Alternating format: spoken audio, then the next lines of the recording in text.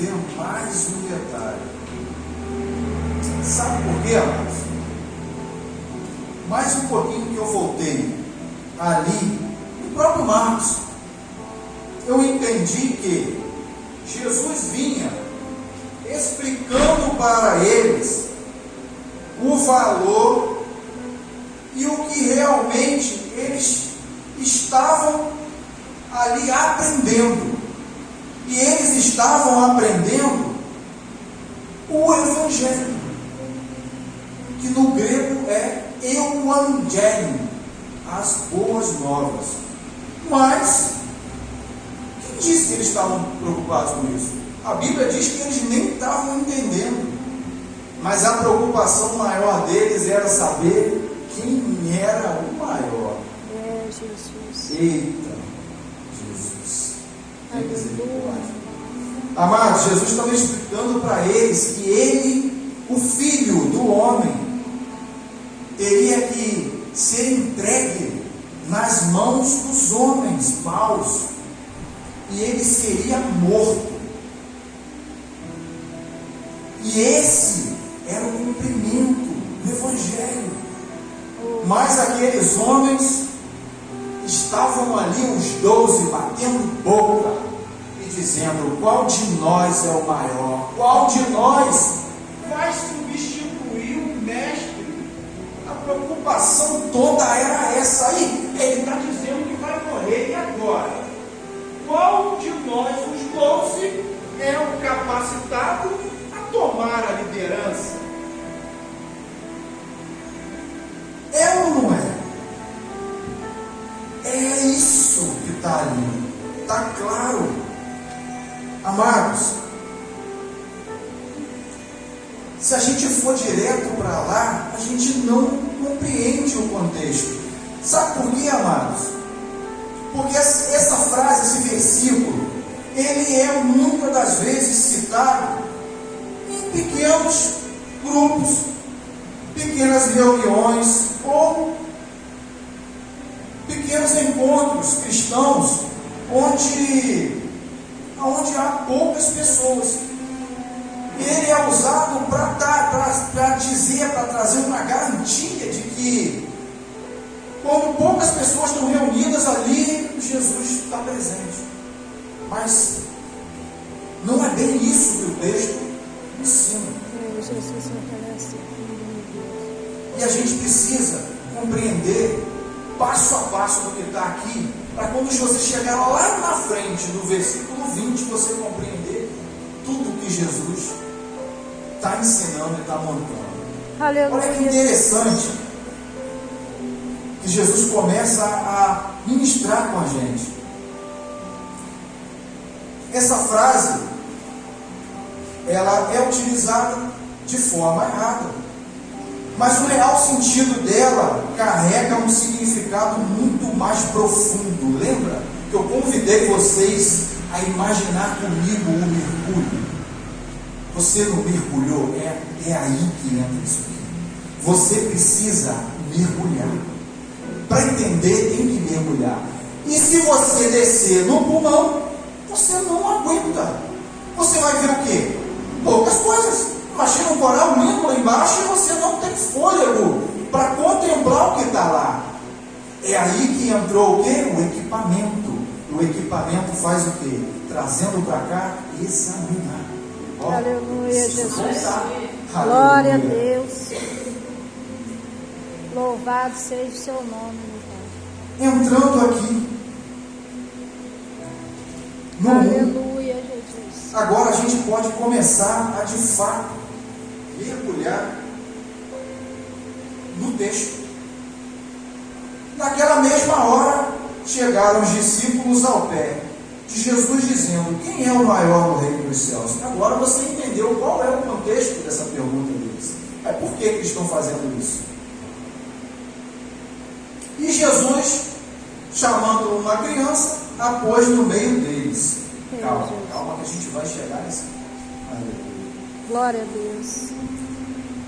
Na primeira parte do texto, Jesus trata o nosso orgulho É, Jesus. e necessidade de grandeza.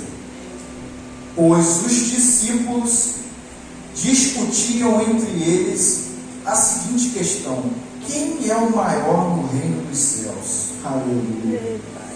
Mas observe, amados, que lá no texto onde a gente leu, lá em Marcos, aonde eu li, vai dizer o seguinte: que ele, ao entrar em Cafarnaum, entrando em casa, ele perguntou a eles, que estavam discutindo pelo caminho. Sabe qual foi a resposta dos discípulos quando Jesus perguntou isso para eles? Vai dizer assim: mas eles se calaram. Está vendo? Mas eles se calaram. Lá em Lucas vai dizer que Jesus já conhecia o pensamento deles. Aleluia. Jesus já entendia a necessidade que eles sentiam de ser grande. E sabe qual foi a resposta que Jesus deu para eles? Porque pelo caminho tinham discutido, Jesus vem falando que pelo caminho eles tinham discutido qual de si era o maior.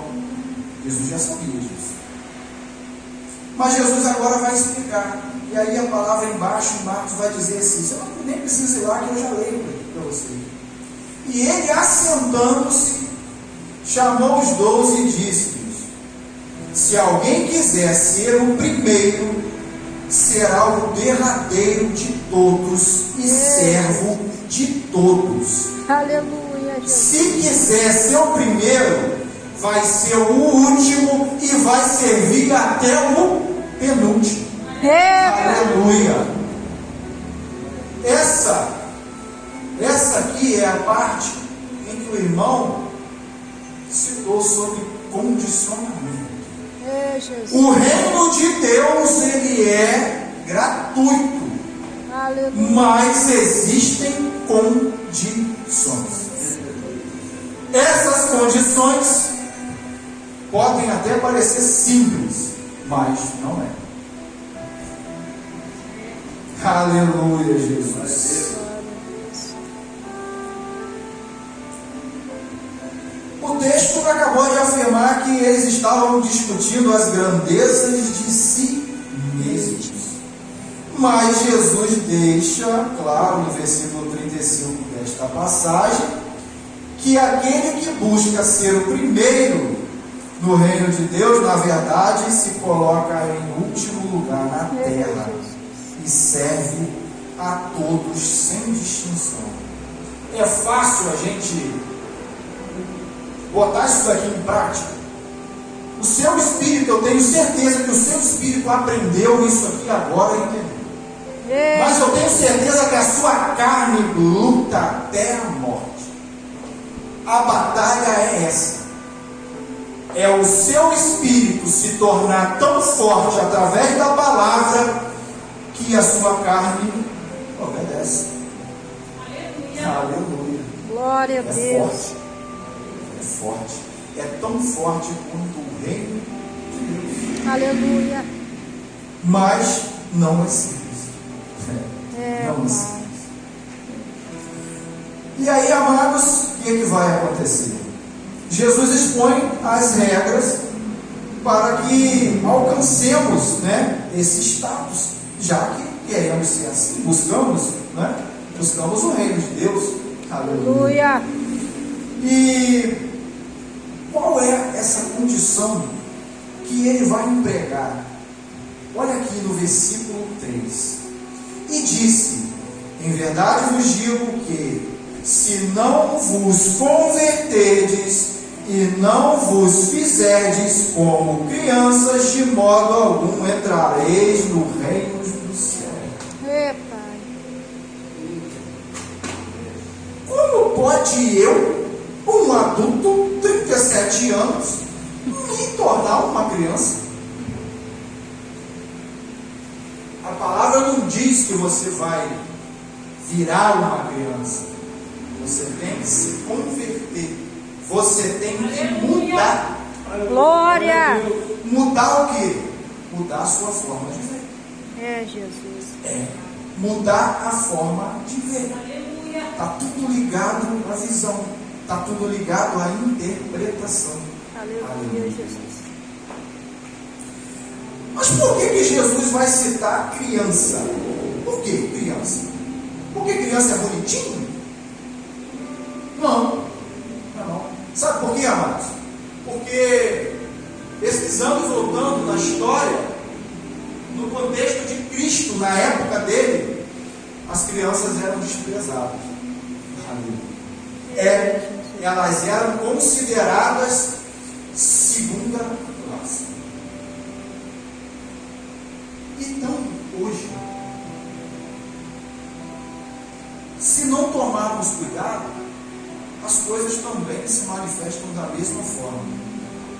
Eu gostei quando o amado pastor, no domingo, ele expressou a vontade de que Deus abençoasse de um tempo maior, uma casa maior, para que pudesse haver uma sala, para que pudesse haver um ministério infantil. Olha que interessante. Ei, Jesus dá valor aos pequeninos. Aleluia. Ele não fala para você se converter a um pequenino à toa. É porque lá no contexto ele já via que os pequeninos eram desprezados. Mas ele não vem para o resgate daqueles que estão à margem.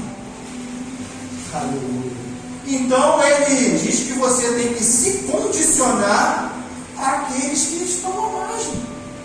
Ou seja, mostrar que você precisa de resgate. Aleluia, Jesus. E o que a gente tem que aprender quando Jesus cita essas crianças? Que tipo de crianças são essas que Jesus está falando? Quais são os atributos dessa criança para que a gente venha a aprender e entender esse texto? A criança, quando ela não é mimada, ela vai possuir os seguintes atributos da verdadeira humildade. Presta atenção, amados. Ela vai ter confiança, ela vai ter dependência, ela vai ter desejo de fazer os outros felizes, ausência de arrogância e não vai ter desejo egoísta de ser maior do que os outros. Oh, Jesus. Está entendendo por que ele citou uma criança? Mas não é a criança mimada, não é a criança que fica esperneando, gritando, quero tudo, não. A criança, aquela dali, ó. É por isso que você tem que se converter, você tem que compreender, você tem que ter esse olhar, essa mentalidade, porque essa é a chave do reino dos céus. Aleluia.